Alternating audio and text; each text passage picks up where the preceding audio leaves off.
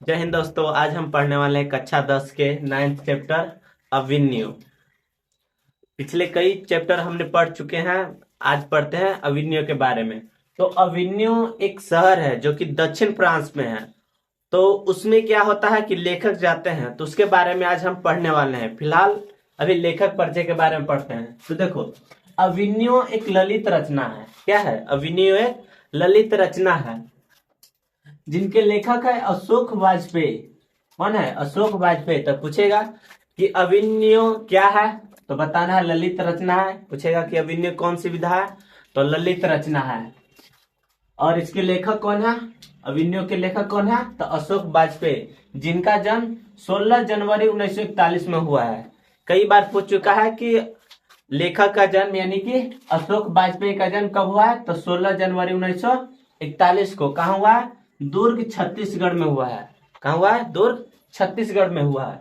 अब देखो, इनका जन्म तो दुर्ग छत्तीसगढ़ में हुआ है, लेकिन इनका मूल निवास कहाँ था? तो मध्य प्रदेश था। तो पूछेगा कि अशोक वाजपेयी के मूल निवास कहाँ था, तो मध्य प्रदेश में था। आगे देखते हैं। तो इन्होंने शिक्षा शुरू से प्रारंभ की थी गवर्नमेंट हायर सेकेंडरी स्कूल से। गवर्नमेंट हायर सेकेंडरी स्कूल से इन्होंने शिक्षा प्रारंभ किए थे।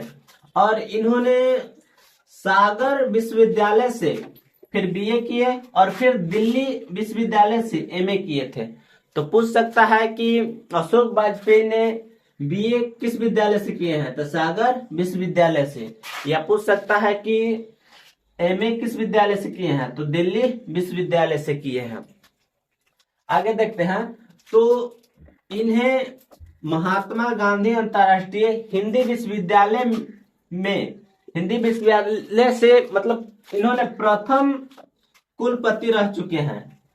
पूछेगा कि अशोक वाजपेयी हिंदी विश्वविद्यालय में यानी कि महात्मा गांधी अंतर्राष्ट्रीय हिंदी विश्वविद्यालय में केवें कुलपति रहे हैं, तो केवं रहे हैं, तो प्रथम कुलपति रह चुके हैं।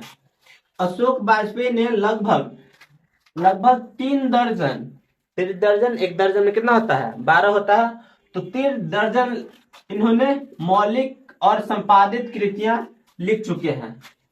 मौलिक और संपादित कृतियां लिख चुके हैं, ठीक ना? प्रकाशित कर चुके हैं। इनकी कुछ कुछ रचनाएं हैं, जैसे कि एक पतंग, अनंत पर, शहर अब भी संभव है, कहीं नहीं वहीं। और कुछ आलोचना है। आलोचना मतलब होता है किसी के बारे में तारीफ किया गया हो। तो आलोचनात्मक पुस्तक भी है, जैसे कि हो गया फिलहाल, क्या? फिलहाल, कुछ पूर्व ग्रह, समय से बाहर। तो इन्होंने क्या आलोचनात्मक पुस्तक भी लिखे हैं और संपादित भी पुस्तक किए हैं। क्या किए हैं? संपादित भी पुस्तक किए हैं, जिसमें हो गया कि तीसरा साक्ष्य संपादित किए हैं, साहित्य विनोद ये भी संपादित किए हैं, कला विनोद, कविता का जनपद, इन्होंने कई कविताएं भी संपादित किए हैं। आगे देखते हैं। तो इन्हें कई पुरस्कार भी प्राप्त हो चुका है, बहुत से पुरस्कार प्राप्त हो चुका है, जैसे कि इनको साहित्य अकादमी भी पुरस्कार प्राप्त हो चुका है। फिर दयावती मोदी शेखर सम्मान भी प्राप्त हो चुका है। इनको अनेक पुस्तकें के लेख पर अनेक रिवॉर्ड अवार्ड भी प्राप्त हो चुका है। तो आगे देखते हैं कि ललित रचना में क्या क्या है, तो उसमें अब पढ़ते हैं। चलते हैं ललित रचना क्या है। तो देखो, जो लेखक है अशोक वाजपेयी, उसमें क्या होता है कि अशोक वाजपेयी को निमंत्रण आता है। क्यों आता है निमंत्रण? तो यहाँ पर हो रहा है महाभारत। क्या हो रहा है? महाभारत का हो रहा है रंगमंच। मतलब कि वहां पर महाभारत का रंगमंच दिखाया जाएगा कि महाभारत की घटना कैसे घटी थी। तो उन पर क्या होता है, लेखक को इनवाइट किया जाता है, आमंत्रित किया जाता है, बुलाया जाता है। और कौन बुलाते हैं? तो बुलाते हैं पिट्सब्रुक। कौन बुलाते हैं? पिट्सब्रुक बुलाते हैं। और जब लेखक को बुलाते हैं तो लेखक सोचते हैं कि आज से, यानी जब बुलाते हैं तो लेखक 10 वर्ष पहले जब बुलाएगा उससे 10 वर्ष पहले अविन्यू गए थे। कहाँ गए थे? अविन्यू गए थे। तो पूछेगा कि लेखक कितने वर्ष पहले अविन्यू गए थे, तो 10 वर्ष पहले अविन्यू गए थे। ठीक ना। अब देखो, लेखक को अविन्यो बुलाया जाता है, तो अविन्यो क्या है? तो अविन्यो एक दक्षिण फ्रांस का शहर है। दक्षिण फ्रांस का क्या है? शहर है। तो पूछेगा कि अविन्यो कहाँ है? तो दक्षिण फ्रांस में है। और अविन्यो एक नदी के किनारे है, नाम है नदी का रोन। कौन नदी? रोन नदी। तो पूछेगा अविन्यो किस नदी के किनारे है? तो रोन नदी के किनारे है। अब अविन्यो के एक साइड अविन्यो है और दूसरी साइड है विल्नव। तो पूछेगा कि अविन्यो की दूसरी साइड क्या है? तो विल्नव है। या विल्नव के और अविन्यो के बीच कौन सी नदी है? तो रोन नदी है। ठीक ना। अब देखो, बुलाया जाता है लेखक को, तो लेखक जाते हैं अविन्यो। वहां क्या हो रहा है? रंगमंच हो रहा है। किस चीज का हो रहा है? तो महाभारत का हो रहा है, होने वाला है। और बुलाया किसने है? तो पिट्स ब्रुक ने बुलाया है। वहां पर महाभारत प्रस्तुत होने वाला है, जिसे निमंत्रण लेखक को मिला है। अब देखो, जब लेखक यहां से जाते हैं तो अपने साथ कुछ सामान ले जाते हैं। जैसे कि हो गया, अपने साथ ले जाते हैं टाइपराइटर, टाइपिंग करने वाला, जैसे कि कंप्यूटर में होता है टाइपिंग। टाइपराइटर ले जाते हैं, 3-4 पुस्तकें ले जाते हैं। 3-4 क्या ले जाते हैं? पुस्तक ले जाते हैं। और अपने साथ ले जाते हैं संगीत सुनने के लिए टेप्स ले जाते हैं। तो कई बार पूछा है बिहार बोर्ड में कि लेखक अपने साथ क्या ले जाते हैं? तो लेखक अपने साथ ले जाते हैं टाइपराइटर, कुछ बुक्स और संगीत सुनने के लिए टेप्स ले जाते हैं। तो अब देखो, इनको बुलाया जाता है। तो जब लेखक पहुंचते हैं अविन्यो, तो अविन्यो वहां पर रहते हैं 19 दिन। कितने दिन रहते हैं? 19 दिन तक। कब से कब रहते हैं? तो जाते हैं 24 अक्टूबर और उधर से आते हैं 10 नवंबर को। 24 अक्टूबर को जाते हैं और 10 नवंबर को दोपहर तक रहते हैं 1994 में। कब तक? 1994 में।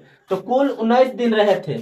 लेखक को कितने दिन रहे थे? तो 19 दिन रहे थे वहां पर।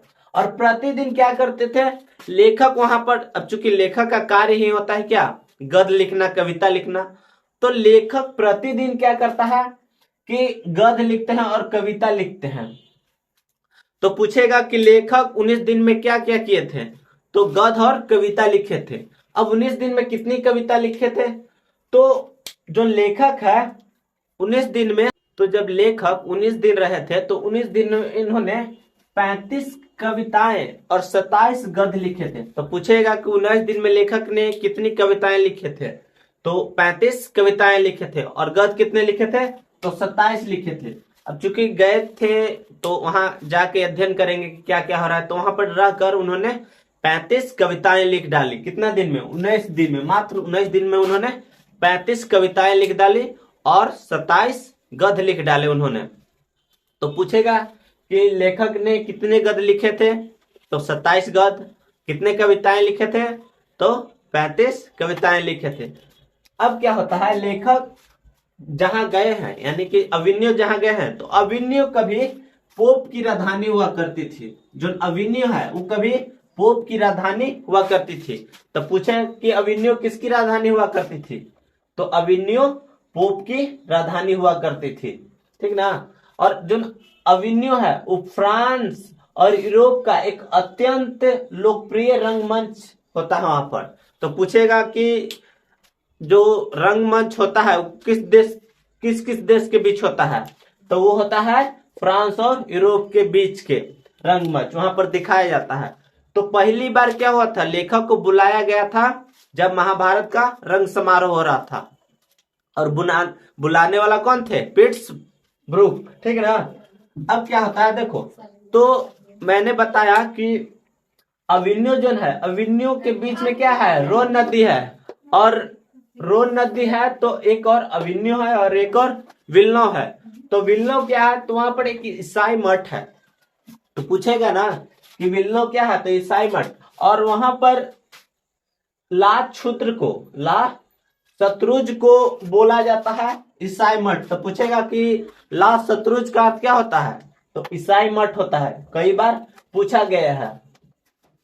फिर पूछेगा कि अविन्यो जो है वो फ्रांस का क्या है? तो एक कला केंद्र है। ठीक ना। अविन्यो में हमेशा कला, हर एक साल यानी प्रत्येक साल क्या होता था, कला मंच होता था अविन्यो में, जो कि दक्षिण फ्रांस में है। तो इसीलिए लेखक को बुलाया गया था वहां देखने के लिए। अब देखो उसमें कुछ लेखक हैं, लेखिका हैं, जिसमें कि आंद्रे ब्रेता, रेने शो और पाल लुयार, ये लेखिका है। लेखिका ने अविन्यो में रहकर 30 कविताएं लिखे थे। तो कई बार पूछा है कि इन तीनों ने, नाम लिख देगा और पूछेगा कि कितनी कविताएं लिखी थी, तो इन्होंने 30 कविताएं लिखी थी। कहाँ रह के, अविन्यो में रह के, ठीक ना। अब देखो क्या होता है कि लेखक वहां जाते हैं, तो अब लेखक बैठते हैं एक नदी के किनारे पर। तो लेखक बैठकर रोन नदी के किनारे सोचते हैं, और सोचित यह सोचने लगते हैं कि लग रहा है कि यह जो नदी है, कि नदी नहीं चल रहा है, बल्कि लग रहा है कि बैठे हैं हम तो हम ही चल रहे हैं नदी के साथ। ऐसा कभी कभी होता है, जब आप नदी के किनारे बैठकर कुछ कुछ सोचने लगिएगा तो आपको अजीब अजीब से ख्याल आएगा।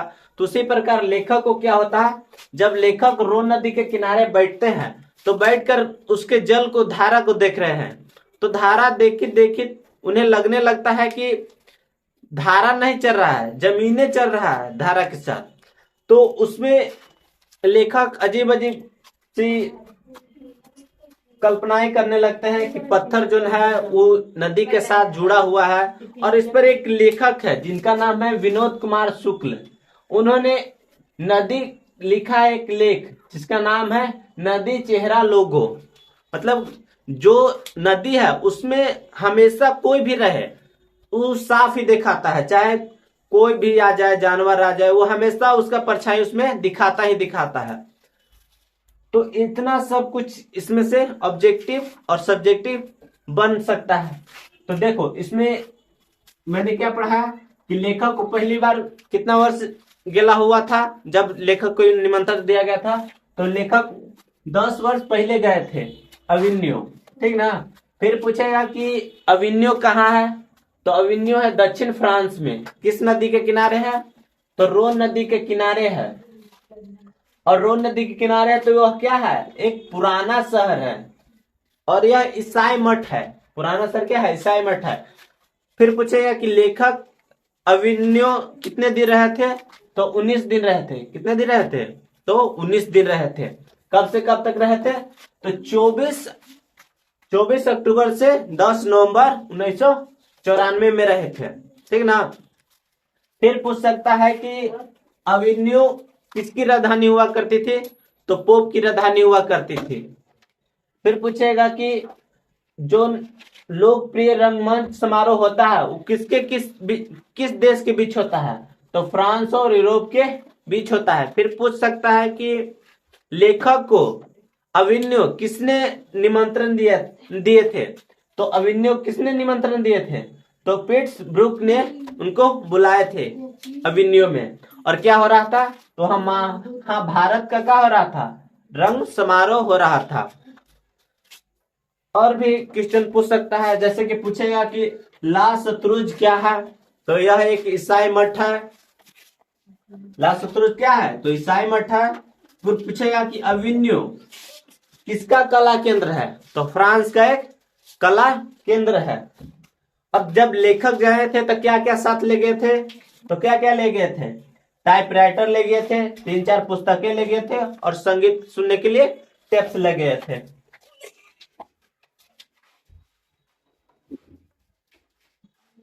तो लेखक क्या ले गए थे, तो लेखक क्या ले गए थे, तो टेप्स ले गए थे, टाइपराइटर ले गए थे, और 3-4 पुस्तकें ले गए थे। और देखो इसमें एक कृति है, एक लेखक है जिन्होंने एक कृति लिखी है, ला मादा मोजेल। तो ये पूछल है कि पिकासो ने कौन सी कृति लिखी है, तो ला मादा मोजेल द अविन्यो। अविन्यो में रह के लिखे है अविन्यो के बारे में। तो और ये लेखक है पिकासो। तो पूछेगा कि पिकासो जो है उनकी कृति कौन सी है, तो उनकी कृति ल मादा मजुएल द अविन्यो है, ठीक ना। तो इतना सब कुछ आ सकता है। फिर पूछ सकता है कि 19 दिन में लेखक ने कितनी कविताएं लिखी, तो उन्होंने 35 कविताएं लिखे थे और 27 गद्य लिखे थे। अभिनयों के दूसरी ओर क्या है, तो अभिनयों के दूसरी ओर क्या है, विलनव है। अभिनयों के दूसरी ओर विलनव है, ठीक ना, जो कि अभिनयों का एक नया गांव या बस्ती है। तो पूछेगा कि अभिनयों क्या है, तो नया गांव या बस्ती या ईसाई मठ, ऑप्शन आते रहता है, ठीक ना। तो इतना से आप सब ऑब्जेक्टिव और सब्जेक्टिव बना सकते हैं। आप जाके क्वेश्चन बैंक में मारिएगा या मॉडल पेपर में आपसे हर क्वेश्चन बनेगा ही बनेगा। तो मिलते हैं अगले वीडियो में, तब तक के लिए धन्यवाद।